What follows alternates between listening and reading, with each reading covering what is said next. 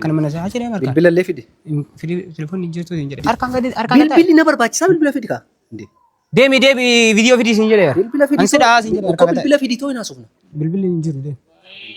Marka de. Bilbilaan kiyyaa. Deemi sin jedhe. Deemi si fida bilbila fidi kaa. Kana deemi timiin. Flash san video deemi ayya bilbilin fudhatta namni. Singalu see kana Bilbilatti nan bilbila waan ta'eef. Deemi sin jedhe. Bilbila fidi.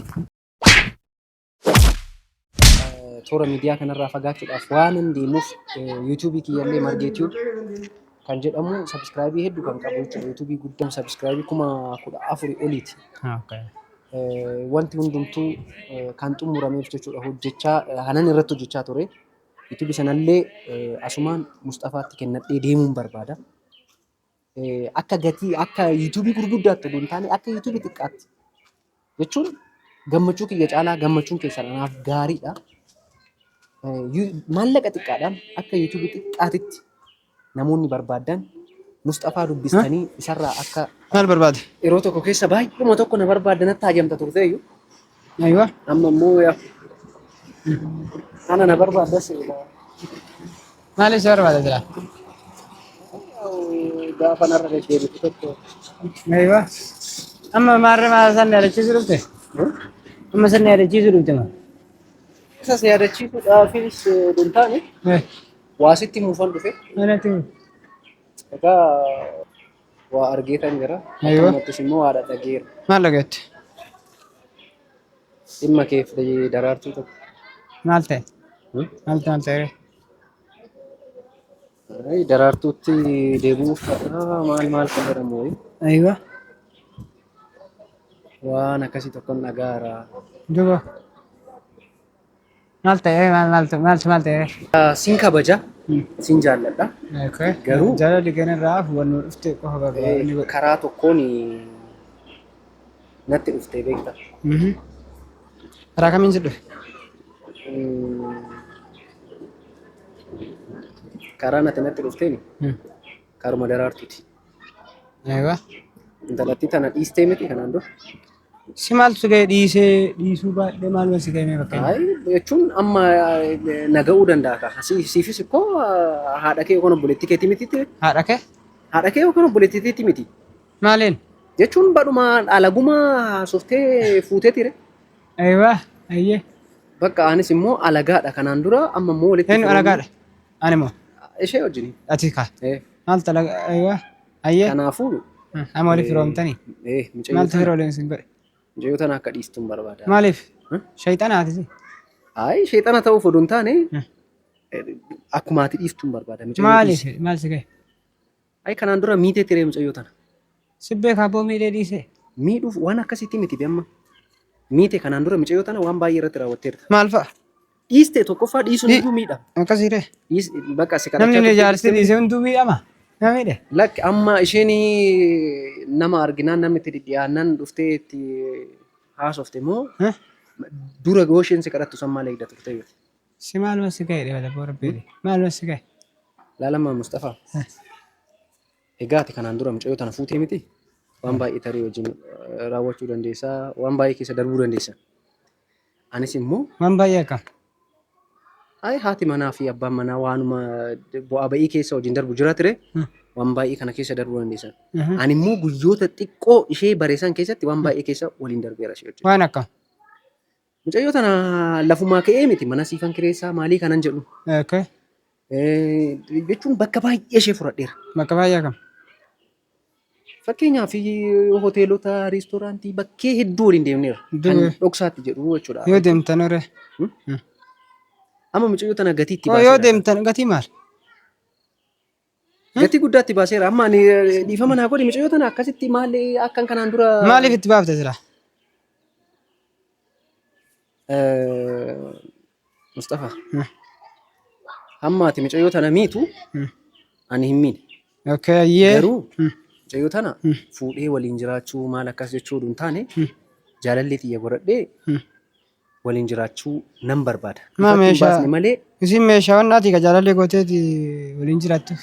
Ay fuulduratti immoo fuudhuu danda'a. Fuulduratti mee?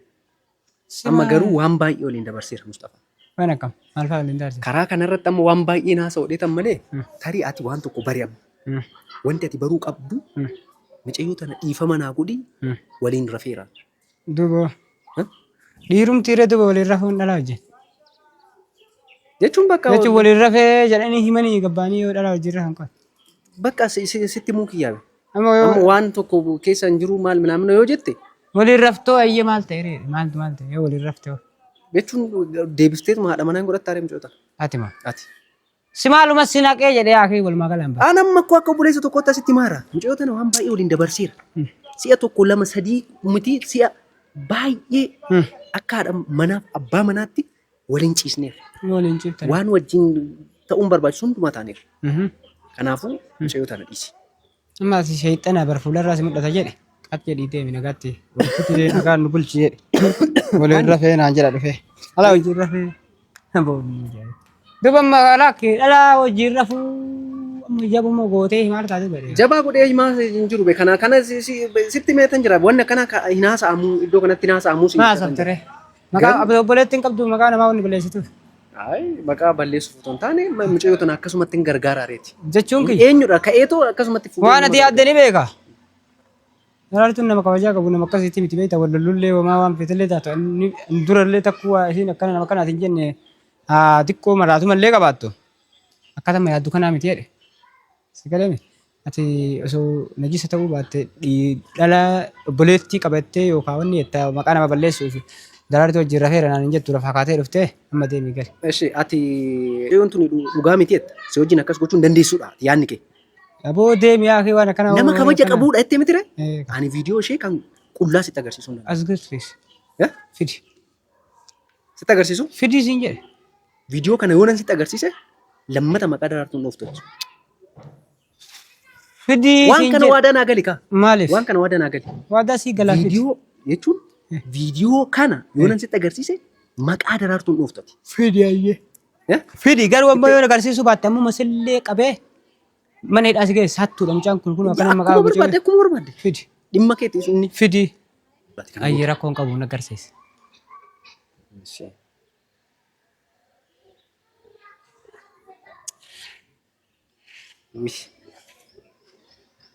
Aboo filee shirreera.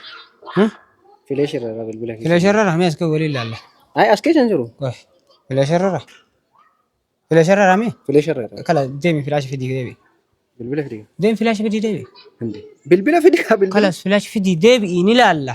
Yoo dhugaa dubbatte nam tokko waa sitti hin dubbatu. Mataa kiyya rarte yookaan yoo kijibde ammoo walirreena deemi filaashi fidii deebi. Telefoonni akkasii na biraa ta'e. Laal fileesha wanni hidheetumaan ofumaa kiyyaa sitti agarra. Indoomsiifan ergaa. Kalas lakkinaan ergini deemi fidii deebi. Deemi fidii deebi.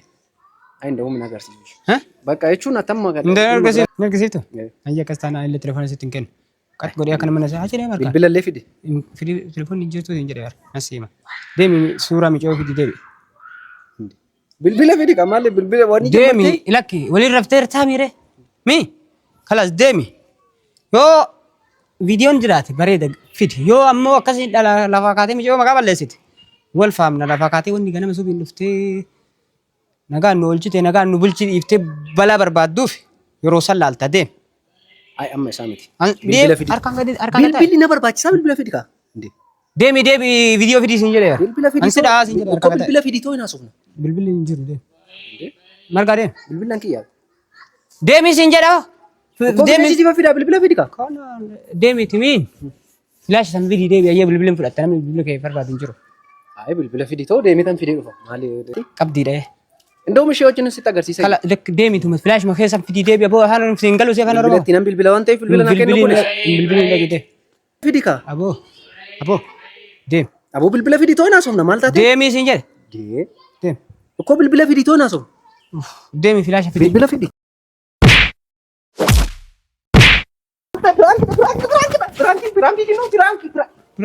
Prank. Kamera laali. Kamera laali. Wuddin. Duuba firankii waan akkanaatiin dalagaa mijoo maqaa balleessite. Wayne. Mijoo maqaa balleessite firankii dalagaa. Hin kolfitaa?